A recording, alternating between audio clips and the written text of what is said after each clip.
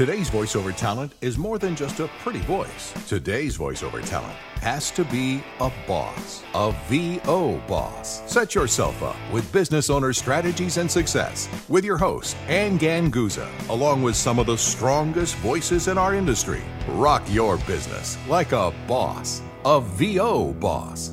Hey guys, before we get started on today's episode, we want to share some boss solutions and some of the ways you can have more boss in your life. Oh, come on. You can never have too much boss, my little entrepreneurs. Entrepreneurs. I love that. Did you think of that all by yourself? No, not at all. No, I kind of borrowed that. B.O.S.S has amazing classes that can help you to self-propel your goals and increase your business and your bottom line. So for both beginning and advanced VO talents, we have our Boss University. So you can select from different classes at different levels. This is like our podcast on steroids, guys. This is me and Ann at our best, doing what we do, putting our boss brains together, right? Because 2 boss brains is totally better than 1.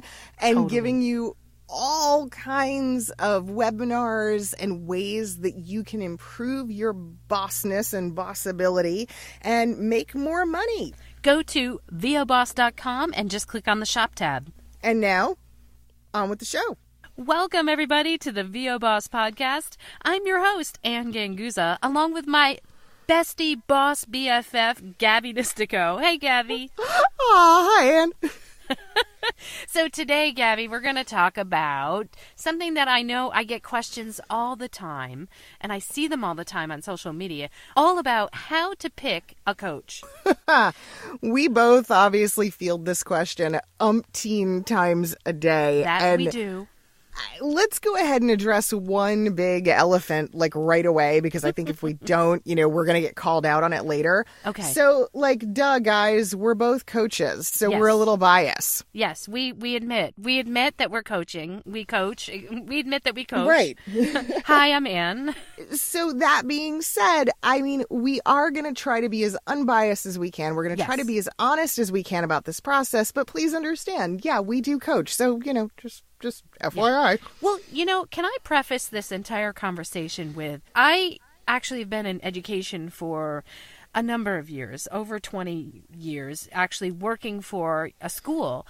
And I realized way back when that I was at my best when I was in a teaching kind of position because I really loved sharing my passions. And I remember thinking to myself a long time ago that, we're all a product of our teachers. I love school. I have been, going to school, taking courses like all of my life. And I am just such one of those continuing ed students where I'm always learning. And I truly believe that we are a product of everybody that we've learned from, for all of our lives. And so I'm very much a proponent of people taking coaching with people and a variety of people because I think it makes us more well-rounded. Absolutely. I agree with that completely. I think it's just wise to know the credentials of your coach. Yes. What they've done, what they're known for, and having some guidelines for how to go about starting that all-important process of finding who it is you're going to train with and why. Maybe it's not even my middle name, but you have dubbed me Ann Ganguzza. So I am actually going to take that name and wear it with pride and tell you guys, if you're going to research a coach, where's the number one place that you can go and find out more? Google. Yes. You want to make sure that your coach, that you can find out their background, their experience. Are they working in the industry? Have they worked in the industry? How many years have they been doing this? And how do they offer their services? All those good questions can be found with a Google search. Now, if you can't find a coach today using the Google search, then you're going to have to rely on word of mouth, because I would imagine that if you're not online, then it's somebody who probably has been in the business for a very long time, and maybe they just don't have a page that says that they coach, and they've just been known forever as a coach. So let's talk about some of the things that really make for a good voiceover coach, the things that I think are defining characteristics for you, for me, for all of our colleagues in coaching, and the people that we would recommend and who in kind would recommend us. What do you think is the number one most important thing? Wow, that's to look a good for? question. I Well, know. I think that there has to be a synergy, especially because I consider myself an educator. There has to be a synergy between you and the proposed coach that you want to work with. And I think that it's super important that, once you find out the information and background information on the coach, that you might, have a chance to talk with them for a little bit.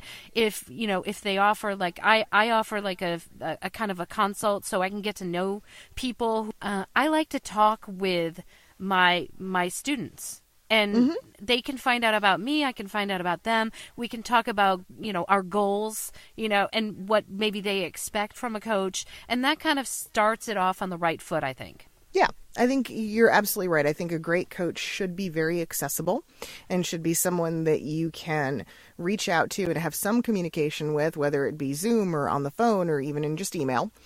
And I like what you said about the synergy piece. To me, I think it speaks to something you and I talk about an awful lot, which is personal brand. Yes. The same way voice actors have a personal brand, so do coaches. Our coaching style, our methodology, the way we go about things is represented in that personal brand. And you have to align yourself with someone whose message and whose way of presenting information speaks to you. So important. And I think that you can tell right away. It's when it's just the same when you meet people. And you know how you can meet someone and right away you're like, you know what, I really like that person. Or I really, you know what, I'd like to get to know that person better. I'd like to work with that person. It's the same thing for a coach, really. And I think that a lot of us coaches, when we're teaching, especially beginner voiceover, there are a lot of the same concepts that we're trying to impart on you and our students.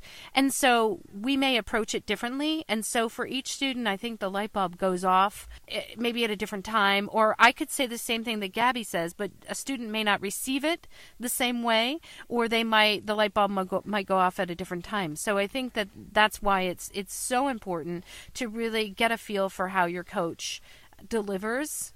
And I'll tell you that sometimes there are some super fabulously talented voice actors out there, but that doesn't always mean that they are necessarily the best at teaching.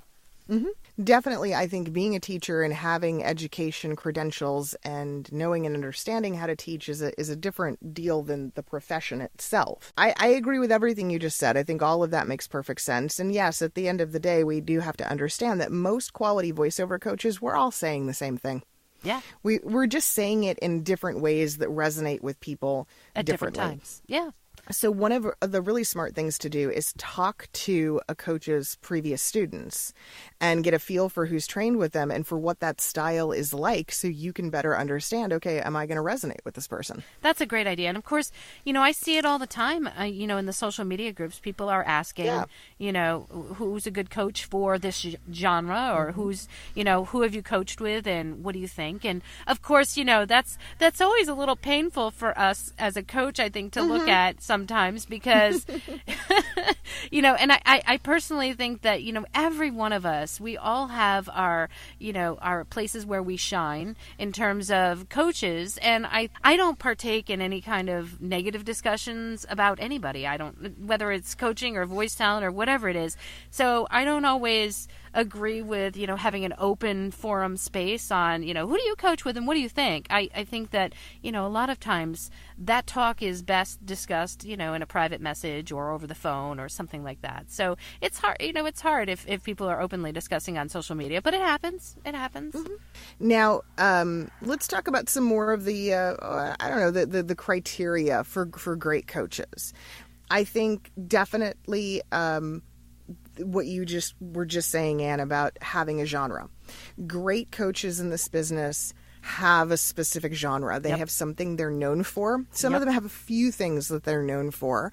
but they're able to offer you very specific tracts of education and very specific subject matter, which is really important. And I think a good coach would not try to coach you in a genre that they're not as familiar with. I mean, I'm the first one would to hope. say, I have my specialty areas, and I have my specialty areas that I love to coach in, but I would not try to, coach anybody in let's say character voices, because that's just not my genre. Yeah. I'm always very leery of coaches who kind of say they can do it all. It's a little bit too much, because that's really not accurate.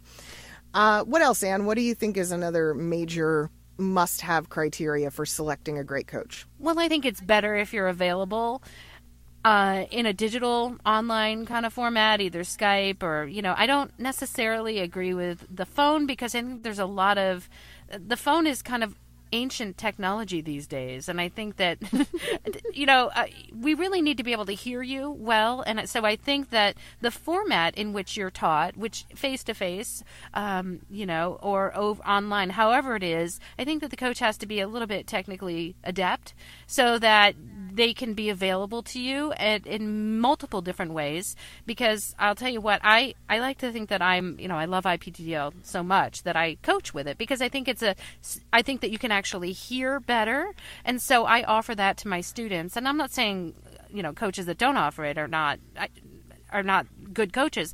I just like to be able to offer my students multiple ways to connect with me and to work with me. Okay, so there's an element of flexibility that you think is critical for connection. Mm-hmm. Now, how do you feel? I have some very opinionated views regarding beginners, people who are brand new to the industry, and coaching methods. What do you think? Where do you stand on that? Because we see a lot of companies trying to sell remote education to beginners. Yeah. Well, first of all, I think that a good coach immediately it should start off with a conversation about the industry to the student, to the prospective student, because the industry here, as we all know, it's not an easy industry to get into. It's not an easy industry to make money, and any of those proposed coaches that promise you lots of money real quick, and buy this package and we'll create a demo for you in a short amount of time. I think those are ones you might want to kind of maybe really look into or stay away from in terms of that, because we all know, if we've been in the industry for a while, that it's just not a quick, it's not a quick riches scenario, and it's most definitely something that you have to work at your craft. And Malcolm Gladwell, right? 10,000 hours, right, for success. 10,000 hours you should put in. I'm not saying you can't make a demo before 10,000 hours, but I'll tell you what, if I were to go back and really count up the hours that I've spent, honing my craft, I'm well over 10,000 hours. Oh, I can tell you I'm at 10,000 hours just in studio and editing time alone. Exactly. So I agree. Me personally, I'm always very leery of the coaches who overpromise, packages, things that are all-inclusive, where there is a demo after a certain amount of time. Because honestly, guys, no coach can tell the future. Right. We can't predict if you're going to be ready in 2 classes, 3 classes, 5 classes for a demo. We don't know. So we have to have a certain amount of flexibility in our relationship and understanding, what? It takes however long it takes. You're ready when you're ready. And and you have to understand that you can't, if somebody asks me how many sessions will it take, I refuse to answer that with a number. I really do. Because as you mentioned, everybody is different. Everybody learns at different paces, and everybody has a different amount of time that they can actually spend. I mean, I'm one of those coaches that likes my students to do something every single day that's related to voiceover. Sometimes that's not possible if the student has a full-time job and a family. Sometimes that's really hard.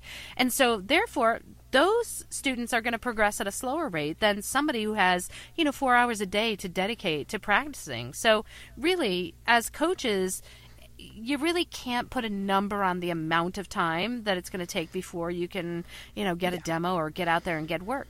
So we have to take that into consideration.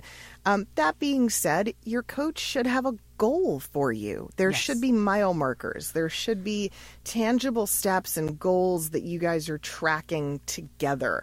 A pet peeve of mine is coaches that create what I call a perpetual student, where it's just classes after more classes, and then it's more classes, and then there's more classes, because you're seemingly never done. It's like they're always dangling a carrot in front of you. And I go, there has to be a goal. Once we've reached that goal, what's the next goal? And Right. many times what happens with a great coach is once you've reached a specific set of goals with that individual, they go, okay, now it's time for you to move on to a different coach.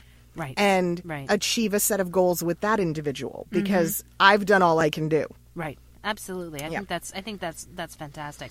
As a matter of fact, I'd like to actually get to know my student better with having them fill out a form that talks about their goals and what Yeah. they expect of me as a coach, because that's just, I'll tell you, communication, I just can't stress enough how important it is for coach and student to have that really open communication about how they're going to achieve those goals together. I think that's a really good thing to want to have in a coach for yourself. Well, those are just sound business practices, and there's no reason we shouldn't expect that in our voiceover businesses. Well, yeah, you're making an investment. And so I am very conscious of people that are investing in my coaching or people investing in your coaching. I mean, it is an investment. And that is something that, if you're spending your money, you've got to really understand what you're going to be getting for that money. You want to make sure that it's worth your investment, because sometimes coaches are not cheap. And, that's the industry. I want to ask you a fun question. And this is a question very specifically that beginners, I think, will want to take note of. And do you play an instrument? I actually do. Well, I don't you? now, but I used to. What do you play? I used to play piano. How many hours did you spend Oh, my gosh. in front of a piano with an instructor to learn how to play it? Well, in front of the instructor, I had a lesson each week, actually. And then I had music to practice.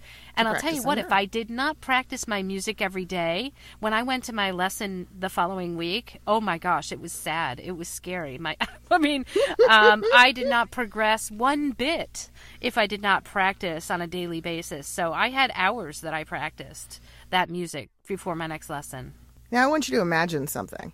How difficult would it have been to have learned how to play the piano if you didn't have the piano in front of you? Oh, very difficult. Is that even possible? Is that even Yeah, not possible. That's sometimes how I feel, or what I feel is happening in voiceover when you have someone who's brand new, who doesn't have a studio, who doesn't have the equipment, who doesn't have any technology at their own disposal, who's taking classes remotely. Yeah. I feel like it's very similar. You need the environment of the booth. Absolutely. You need to be in studio with an instructor. So guys, if you're new, please don't negate that. You Yeah. may have to It's travel. important. Yeah, you may have to travel to your coach. I have folks who travel from hours and other states to come work with me, and I know you do too. Yep.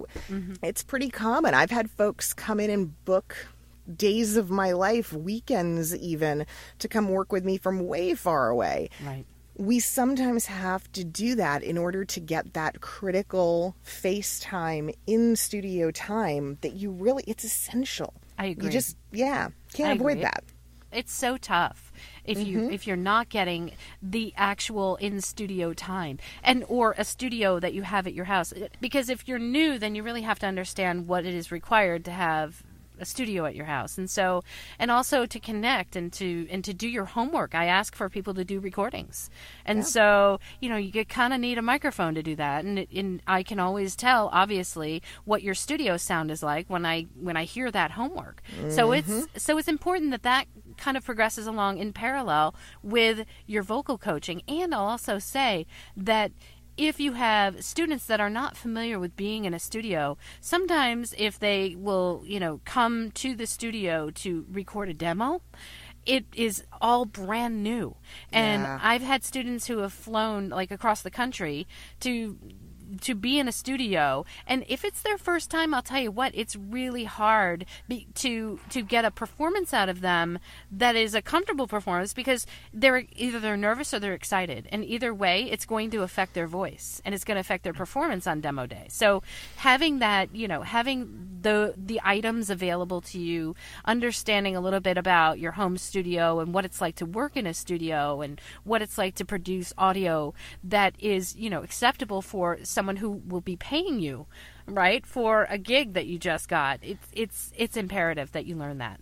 The what I call the factor that you achieve from 10,000 hours and from having done something day in and day out, it takes the edge, it takes all the nervousness, it takes all of that anxiety out of the process. Yeah. Anybody who's ever performed in a public setting knows this. You can, if you know, when I was younger and I did theater, you can practice and practice and practice and practice for hours and days on end to an empty audience. Sure. To an empty auditorium. Once you actually have people in seats, holy cow. That are looking at you. Absolutely. Yeah. Completely different situation. And so there's something to be said for you have to be comfortable with the audience. You have to be comfortable with the environment. Same thing goes for your demo. There's all these working parts and pieces. Yep. And it's a lot for folks to juggle. And I do think that that's why it's important that you see your coaches as a team and that you have lots of them over the course of your career. And understand, we never stop. I still coach with other people and coaches with other people. Yep. Yeah, like we're not immune to that process. And we do the same research and the same homework you guys do. The only difference is for us, some of these folks that we turn to when we need a hand with something, we know them from the coaching circuit, from speaking engagements, from conferences and things like that. So we have a little easier time just reaching out to them sometimes. Good stuff, Gabby. Good stuff. It's kind of a fun little challenge. If you don't currently have a coach, why? Yeah, absolutely. We always need that. We absolutely do. We need, that second set of ears really helps, especially, as we are, again, going into such a period of the industry where we are, recording in our home studios, and a lot of times we're self-directing. It really helps to have, a coach's perspective, another set of ears, and another set of experiences that we can learn from, no matter where we are in the process. Helps us to evolve and adapt, which really should be the mantra of all voice actors. Yeah. Cool. Well, thanks for joining us, guys. As always, we want to give a big shout out to our sponsor, IPDTL, and thank them for this quality, excellent, awesome connection that you can take advantage of in your coaching sessions with others as well. And you guys don't forget to subscribe to us on iTunes or Stitcher. And you can follow us on YouTube, on Instagram, on Twitter, at VO_boss on Twitter, and VO Boss Podcast on Facebook. And make sure to check us out at B.O.S.S.com, where there's lots of goodies for you. And, of course, Boss University, where you can go ahead and immerse yourself in all things boss. All things boss. Thanks, guys. See you next week. Bye. Join us next week for another edition of B.O.S.S. with your hosts, Ann Ganguzza and Gabby Nisterko. All rights reserved. Ann Ganguzza voice talent in association with 3 Moon Media. Redistribution with permission. Coast-to-coast connectivity via IPDTL.